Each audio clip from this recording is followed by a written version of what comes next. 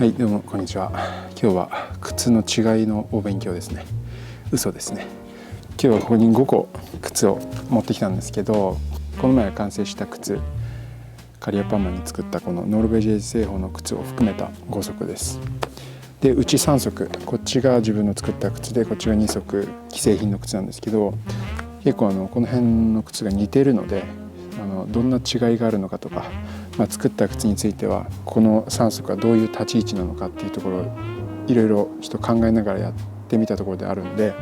紹介してみたいなと思います。パッと見でね、この5足、共通するところとしては、イタリアの感じ、雰囲気があるというところですね。実際この、既製品の2足はイタリア製です。でこっちは僕が作ったやつで日本製ですけど、イタリアの感じを一応出そうかなと思ったところであります。じゃあまずこっちからいきますね。この靴はね、ストールマンテラッシイタリアのメーカーなんですけど、以前も少しねこの靴だけで紹介動画出したことがあるんですけど、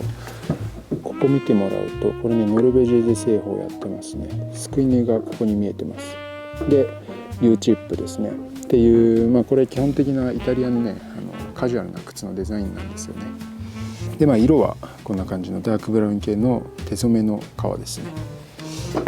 でもって次、これがねシルバノ・ラッタンジ、僕の大好きなメーカーなんですけど、片押しの革でデザイン的には同じですね。この U が乗ったデザインでダービーですね、外羽の靴ですね。やっぱりこれがねクラシックなイタリアの定番デザインなんですよね。で片押しの模様はこれはスコッチグレインってやつで大麦を模した型らしいです。もともとはねこうつぶつぶ丸っぽい模様がね入ってます。でこれが2足既製品の靴なんですけど、ここから僕の作った靴、これがね1足目に作った靴ですね。ギリータイプのこう紐を見せる靴なんですけど、当然ね1足目なんで今見るといろいろあらは目立つんですけど、とりあえず今回はね置いといて、これ革がアノネのアルカザールっていう片押しの革ですね。この四角い片押しの感じでハッチグレインとか言うんですけど、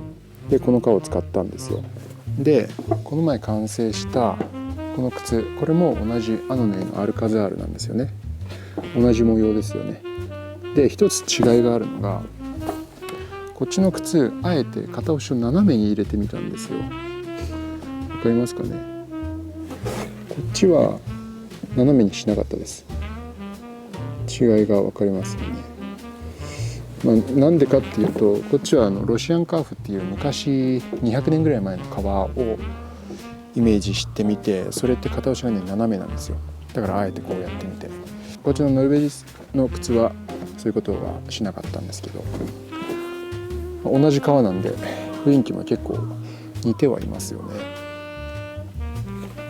それでこの靴ノルベジェーゼ製法なんですよ。この靴もノルベジェーゼ製法なので、この底回りの雰囲気が少しね、全然やってることが違うんであれですけど、製法自体は同じなので、この底のボリューム感っていうか迫力のある感じが似てるんじゃないかなと思いますね。ちなみにこれも外羽のダービーの U チップエプロンフロントのデザインなので、でも一応基本的なイタリアクラシックのデザインにのっとってやってみました。なので色的にもデザイン的にも結構この靴、このシルバノ・ラッタンジの靴近いと思うんですよね。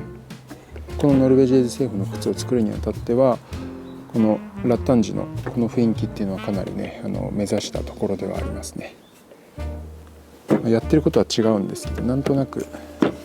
似た雰囲気になってるんじゃないかな。で僕の作った2足目で、3足目これは U チップのデザインで、これ色が全然違うんですけど、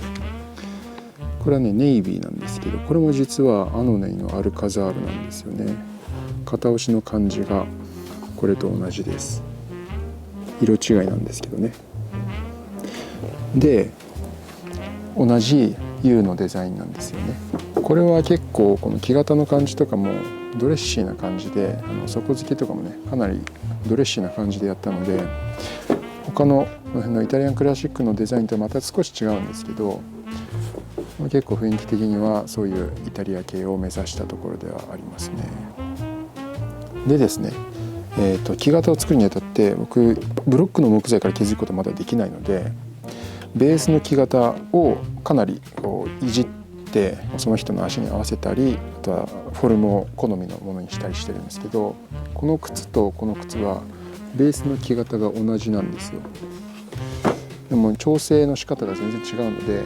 形はかなり変わってるんですけど、なんとなくね似た雰囲気があるんじゃないかなと思いますね。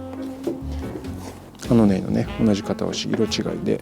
デザインも似てて木型のベースも同じと、こういうなんか兄弟みたいな靴がね出来上がりましたね。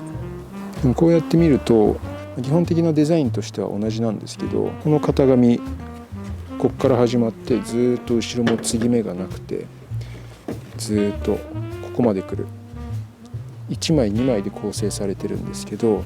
っちの靴は前部分で1枚、ここで2枚3枚、後ろパーツで4枚っていうね、そういう同じようなデザインに見えても全然作り方が違ったり、いろいろこの辺の違いっていうのは面白いところかなと思いますね。はい、という感じでね、僕の持ってる靴の中で似てる5足、コンセプト的にも似てたりするんで、それをねまとめてね紹介してみました。靴の面白さってこういうとこなんですよね。パッと見同じように見えるような靴でも、こういうデザインの中にこういうディティール持ってくるのかみたいなところがすごくね伝統的なんですよ。革靴ってこう今まで伝統的なデザインあるんですけど、その中でどういう製法でやるかとか、どういうディティールを盛り込んでいるのかとかが見てるとすごくね楽しいですね。ファッション的な要素ですよね。結構ファッションってなんか文脈の中でどう遊ぶかみたいなのあるじゃないですか。そういうね楽しみ方は結構ね革靴もあると思いますね、ファッションアイテムとして。とは言ってもその辺ってやっぱ自己満ですから履いてる自分がねこうやって足元見て楽しいなとかね、磨きながらねかっこいいなこの靴って思える、それがね素晴らしいですよね。こういう既製品があって、こういうので僕はいろいろ頭に入れてインプットして